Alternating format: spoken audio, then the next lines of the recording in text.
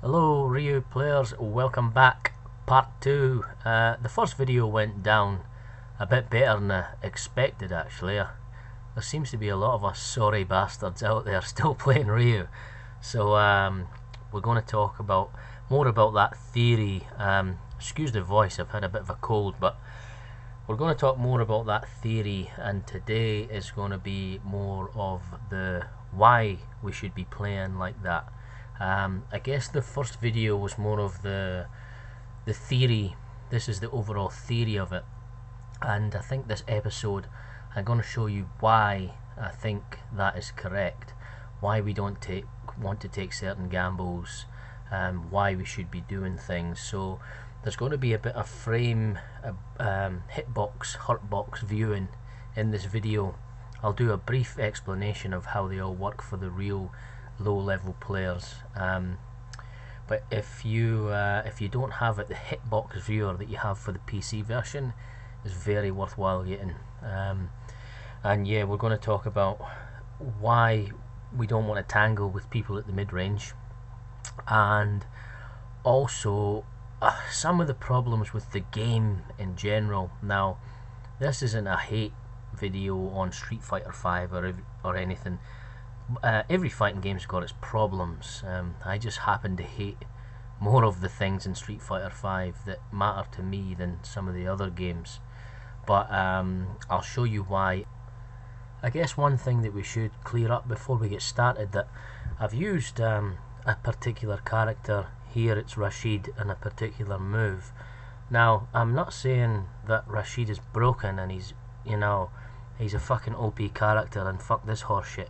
I'm just saying that this particular situation is why I think a lot of people don't enjoy Street Fighter 5, or it has things that they don't enjoy about it. So yeah, if you're a Rashid player, I'm not getting on to Rashid players. I'm just using something that you have as an example of why I think people get frustrated, and also on Ryu, why it's not a good idea to tangle with him.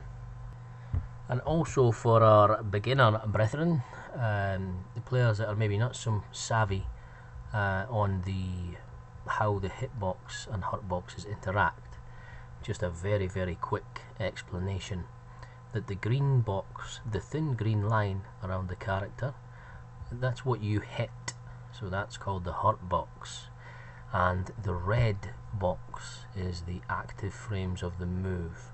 So if we were to remove the characters completely from the screen, all you're trying to do is hit the red rectangle against the green rectangle. That's the fighting game stripped back, bloody fighting with rectangles, but that's it. So those two boxes have to cross over, and also the red hitbox, the more active frames a character has, the better, and that's something I'm going to explain after this this situation that I'm about to describe to you, how important active frames are and how we don't have a lot of those, and how some characters that are powerful do.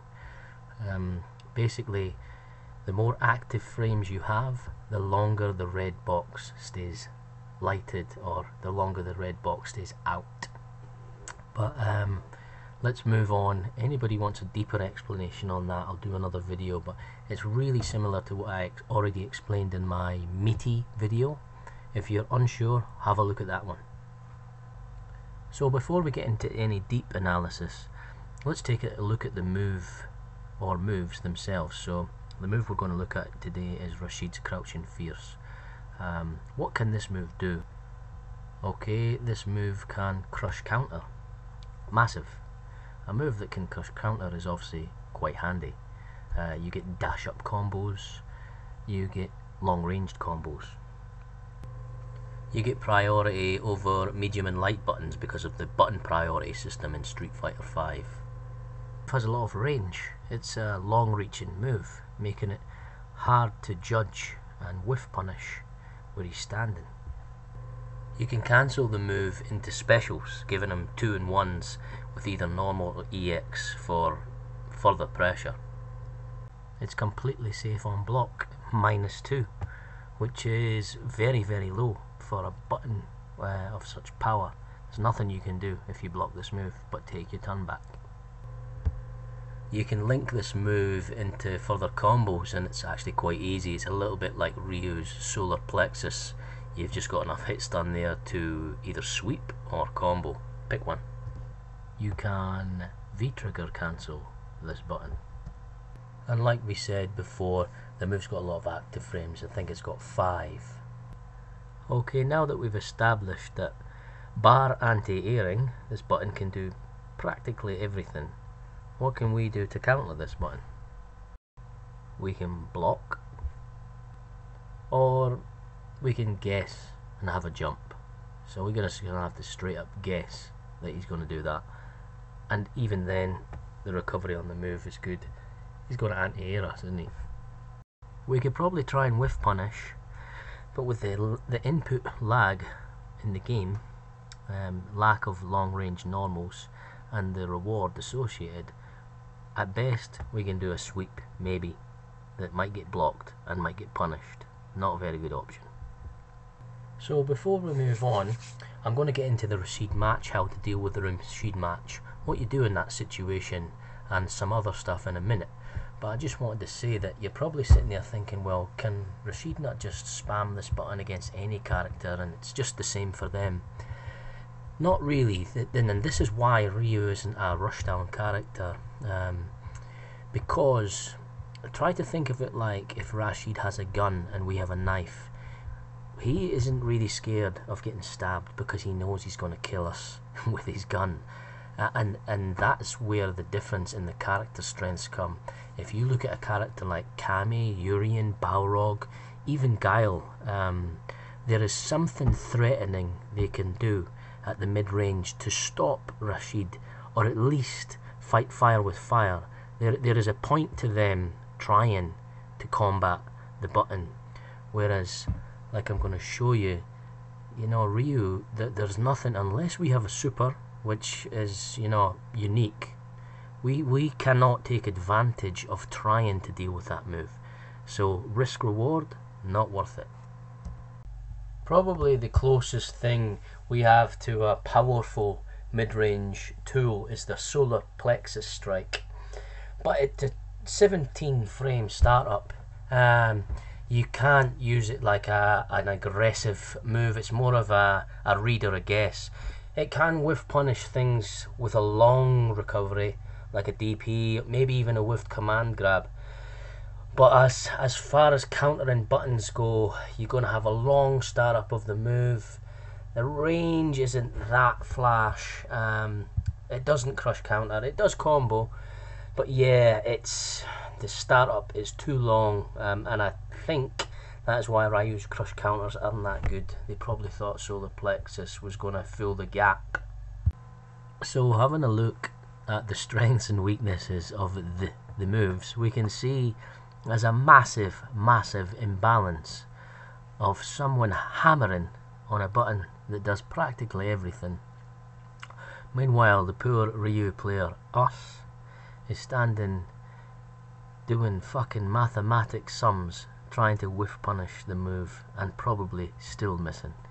The reward of the button versus the risk of doing it is just completely off the charts, and the risk of us trying to deal with the button is just not worth it. It goes back to the poker talk in video 1. Why would we risk trying to deal with this button, this universal button, versus the reward that we're going to get? Maybe a sweep, so maybe we can take a step back and maybe use our fireball. So we found a situation where we can maybe use one of our other tools, longer range tools. Maybe we're supposed to be a zoning type character and use fireballs to stop it. But he's also got this move that beats fireballs, so he's got the screen covered a lot of the places that we can stand. So as you can see, it's difficult for us to really compete at the mid-range. Our buttons aren't good enough to compete with buttons like that, and if we take a step back and fireball, there's an answer there too. And as we'll find out, it's not just this button, there are more buttons like this in the game, probably not as strong as that one, but yeah, tough. Okay, if there's any Rashid players that stuck around through all of that, I want to say that if we Ryu players had a move like that, we would be spamming the fuck out of it. There's these people, and this is what we forget when we're getting salty and when we're getting upset and all these things, that they are just doing what the game designers have, I guess, given them. Is always press fierce. Fierce, fierce the guy. You do fierce mix-ups into fierce. That's the way to do it. Right there, fierce. And now you're gonna take a lot of damage in between, but at the end of the day, the fierces will add up into your favor, I promise. I promise. Eventually, these are gonna hit. Yep, I'm fucking telling you. You can just keep doing it. Imagine our standing heavy kick could do that. We would be spamming the fuck out of that move.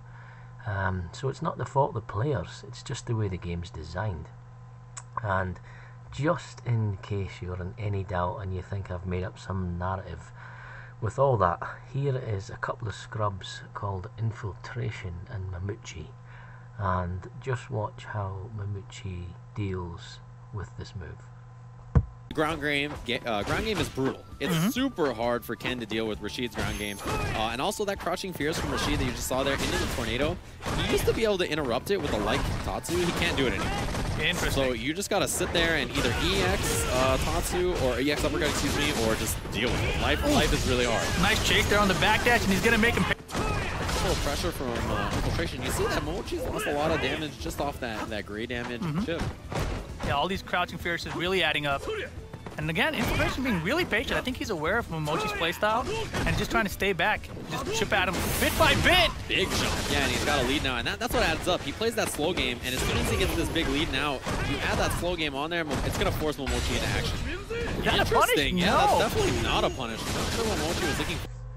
So as you can see, Mamuchi kind of went with the tight tactic. He's just not dealing with that button. He's deciding not to deal with that button. And he is going to be probably the subject of another video, or at least part of, because Mamuchi actually plays the way that I'm describing, and I think Ken as a character is a lot better than Ryu at doing it. In fact, when I think about it, I think all the Shotos will benefit from this sort of tight play, because their normals are all kind of short. The difference between Ken is he can whiff punish and make it count. You know, with his I think it's back medium fierce combo blah blah blah, and he has his standing heavy kick crush counter into V trigger. So Ken's got enough offensive power to make this work, whereas this is where we are lacking a bit, and we've got to lay back more on the zoning side of it. But that's a whole other conversation that we can have. Well, that's great. That's just fucking great, man. Now what the fuck are we supposed to do? We're some real pretty shit now, man. You finished? So I'm not going to lie to you guys. It's quite hard to play Ryu. I wouldn't classify him in the kind of play Ryu if you're a beginner type category. That's no longer the case. If you want to be good with him, he's quite a difficult character to operate now because of the lack of options he has. But I'm going to go through the Rashid matchup now and show you how I deal with that button, that match, and on the style of the the Sasaki stuff, how I think Ryu is played, and the why of it as well. And just before we start, I want to share with you probably one of the best tips that I can give you as a Ryu player, or as any character, even if you don't play Ryu, is the importance of walking forward. Have a think about what you do when you round one fight. Have a think, and next time you play, what did you do? What are you doing? Are you walking backwards, throwing a few fireballs, a bit scared? Yeah, that's what most people do, but it's really so important to move forward. Moving forward is an aggressive action, but it's often a kind of statement, as if to say, I'm not going to fold to you. And you'll see me move forward a lot in these matches. I'm not doing anything, I'm just walking forward. And often the act of just walking forward will immediately make the other player walk backwards. You get in free space. Now when you've got two good players play, this is more difficult. But just watch some of these clips, Sasaki, Daigo, I'll chuck me in there, of what happens when you walk forward. One. Fight!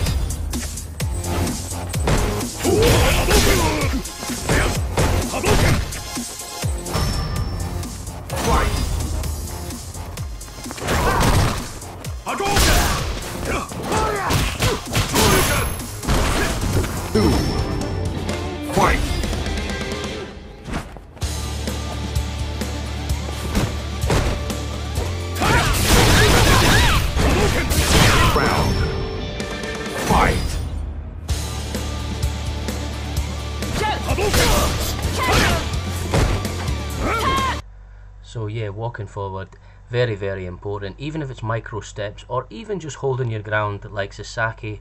He wasn't so much bullying forward there, but he was maintaining his spot. He was saying, I'm not just going to fold to you and give you free screen. So very, very important, guys. So Rashid, let's go on to Rashid. I'm actually planning on doing a video of how to break down matches and how to do it yourself, all the way from what a bronze player would look for up to a more advanced kind of super plat, ultra plat, even diamond level.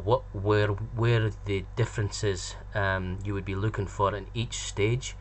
Basically how to critically think about a match, and even though you can't do the things that you know you're supposed to do, it's still very useful to learn them. You know, I don't have full command of Ryu like some of the top level pros, but I still know what they're doing. So it's just sometimes I can't do it for whatever reason. My reactions weren't good enough, and that's the difference between being a pro and being just, you know, a casual player.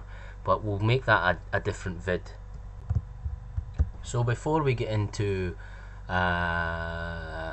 moves on block, where to stand, I guess we should start with what the whole video started with, that crouching fierce. How do you deal with that button?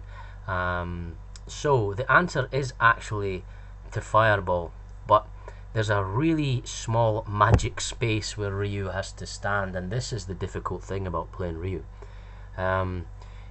Most matches, wherever the character's kind of longest poke can get you, you want to be just outside of that, but not too far away that you can then get countered with the anti-fireball move or the jumping. This is a difficult skill to master, and this is why you're probably struggling with Ryu. You're probably either sitting full screen, getting countered, thinking fuck this, he's got EX meter, he's just jumping over me, or you're sitting too close and getting blown up. But the real trick is trying to sit at this distance where you can either explode into their face with the dash, or just throw fireballs and poke back. The fireball is still a very, very good tool, just not good at zoning full time. So yes, this magic zone is where you want to be standing. Now, a big thing with Ryu, the difficulty, is that he has BNBs for crouching and standing. This is a problem that some characters, a lot of the good characters, don't have. It doesn't matter if you confirm the hit on stand or crouch, the continuing combo is going to hit anyway. Unfortunately for us, and typically, we have to decide if they are crouching or standing, because the Tatsu whiffs, unless you can confirm a DP from one hit, which is unlikely, maybe if you get a counter hit, you're probably going to end a string in stand medium punch, crouch medium punch, fireball, maybe use a bit of meter. But I'm going to show you a trick that will not only allow you to get better damage from meaties, but will basically allow you to autopilot it without thinking. So let's have a look at this. If you look at the frame data, you're looking for the character's quickest normal, right? So, and the best normals in the game are 3 frames. Does the character have a 3 framer? If they do, that's the button that they're going to interrupt you with. either on wake up, in strings, etc, etc. And either EX Tatsu or EX uppercut, excuse me, or just deal with it. Life is... Now, some characters' 3-framer is a standing normal, not a crouching normal. Rashid's is a standing normal, so that immediately means that you know if you interrupt Rashid's strings, he is 99% going to be standing. So you can use the target combo regardless. I use the first jab to confirm if the target combo hits, so jab medium is the confirm, and then I continue on with the heavy and the kick. So you'll see a lot of me in the replay doing jab medium. What I'm trying to do is hit confirm the target combo there. So yeah, Rashid, he's going to be standing, so there's a bonus there. You can continue your combos on like he's standing up. The fireball beater is actually punishable, and again, if you didn't know, when you punish this move, Rashid is considered standing, so you can cancel what you want into this move, range dependent. Most things will always connect, that's the good thing.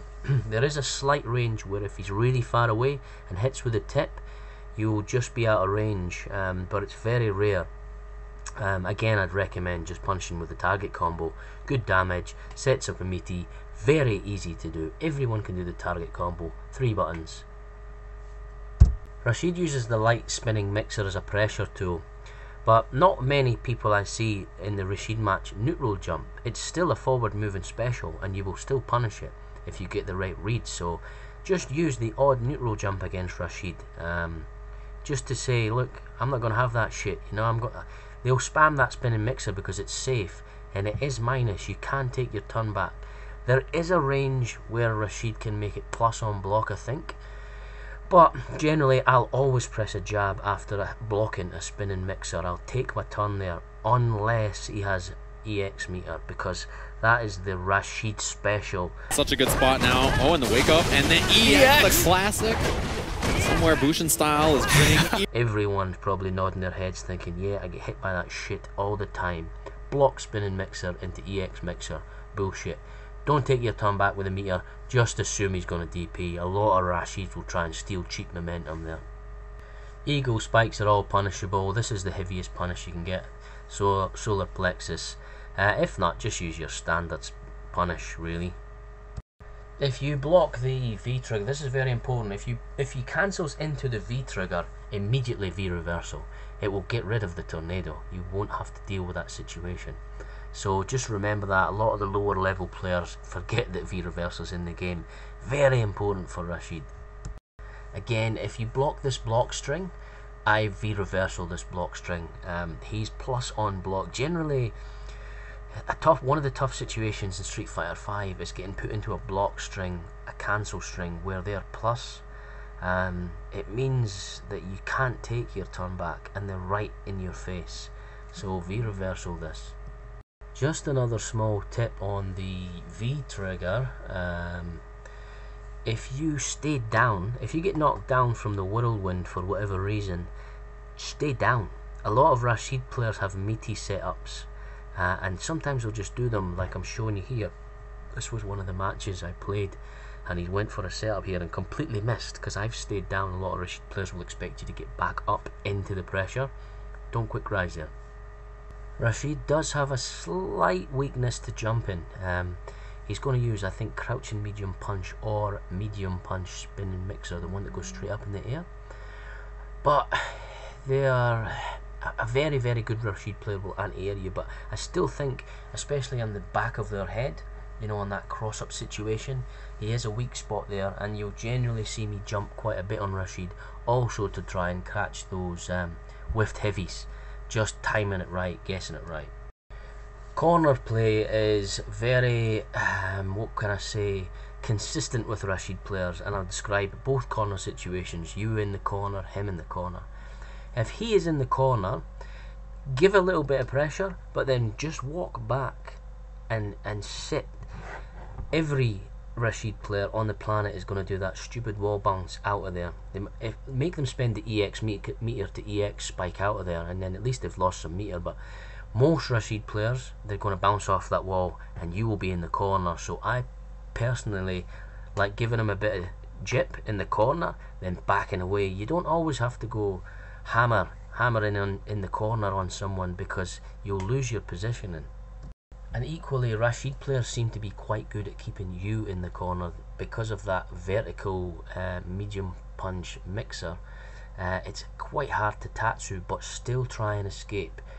If I've got one big tip for you, it's don't tech in the corner against Rashid, because he's got this set up and all of them do it.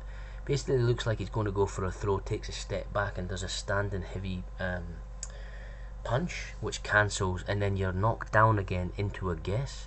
Just take the throws, bait, block, just wait, be patient in there.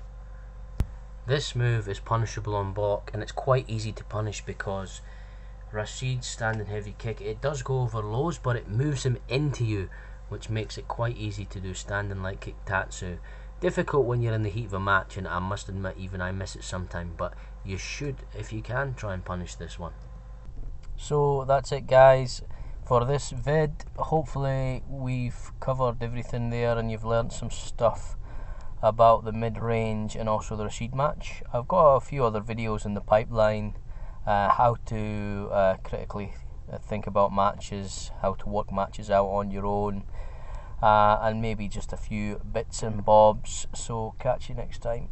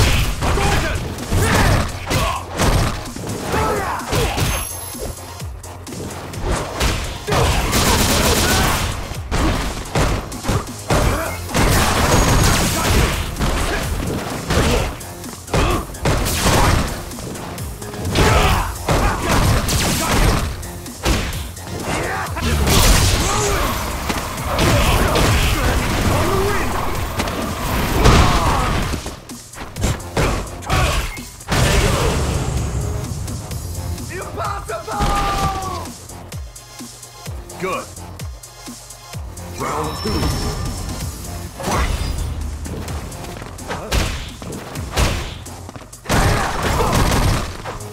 Hadouken! Hadouken! Hadouken! Hadouken!